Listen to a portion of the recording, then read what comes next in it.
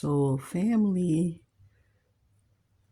gave me some balloons as their way of saying goodbye, and it finally started to, die. So I cut off the strings and I put it down to see the reactions. Well, Jack came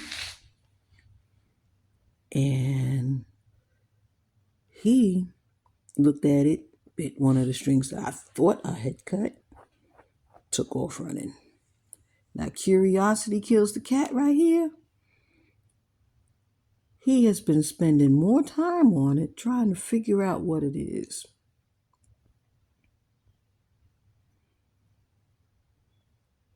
I want to put on the air so it moves and see if they would jump. But it's been tied to the chandelier. And so they would jump because I don't have a kitchen table yet. So they've been jumping to try to get it. But now it's on the ground. So it's a whole new way of investigating.